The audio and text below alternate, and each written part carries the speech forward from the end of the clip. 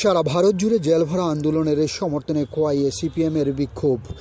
সারা ভারত জুড়ে বামপন্থীদের ডাকা জেলভরা আন্দোলনের অংশ হিসাবে আজ সোমবার খোয়াই বিভাগীয় কমিটির উদ্যোগে বিক্ষোভ ও কর্মসূচি অনুষ্ঠিত হয়। এদিন দলীয় কর্মী সমর্থকরা বিভিন্ন দাবি তুলে প্রতিবাদ কর্মসূচিতে অংশগ্রহণ করেন এবং কেন্দ্রীয় সরকারের নীতির বিরুদ্ধে স্লোগান প্রদান করেন। কর্মসূচিতে উপস্থিত ছিলেন সিপিআইএম খোয়াই বিভাগীয় সম্পাদক তথা বিধায়ক নির্মল বিশ্বাস, মনোজ দাস, পলাশ ভৌমিক, গৌতম পাল সহ দলের অন্যান্য নেতাকর্মীরা। কর্মসূচি শুরু করার আগে বিধায়ক নির্মল বিশ্বাস সাধারণ জনগণের নিত্যদিনের সমস্যা নিয়ে প্রতিক্রিয়া ব্যক্ত করেন এবং দেশের বর্তমান বিভিন্ন জনস্বার্থমূলক ইস্যু তুলে ধরে আন্দোলনের প্রয়োজনীয়তার কথা উল্লেখ করেন এবং সাধারণ মানুষের অধিকার ও স্বার্থ রক্ষায় গণ আন্দোলনকে আরও জোরদার করার জন্য আহ্বান করেন। ডিউর রিপোর্ট, খোয়াই টাইমস বাংলা।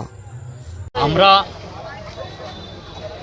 বামপন্থী শ্রমিক এবং কৃষক সংগঠনগুলির ডাকে আজ দেশব্যাপী শ্রমজীবী মানুষের স্বার্থ বিরোধী শ্রমকোড বাতিল করার দাবিতে, কৃষকদের ফসলের ন্যায্য দাম পাওয়ার দাবিতে, অস্বাভাবিক হারে মূল্য বৃদ্ধির প্রতিবাদে মোট 11 দফা দাবিতে সারা দেশের সঙ্গে আমাদের রাজ্যেও আজ আমরা জেলবরো আন্দোলন কর্মসূচি সংগঠিত করছি এবং এই কর্মসূচির মধ্য দিয়ে আমরা বিশেষ করে আমাদের রাজ্যের ক্ষেত্রে অস্বাভাবিক হারে বিদ্যুতের বিল বাড়ছে, জনদুর্ভোগ তৈরি হচ্ছে, তার বিরুদ্ধে আমাদের প্রতিবাদ আমরা জানাচ্ছি।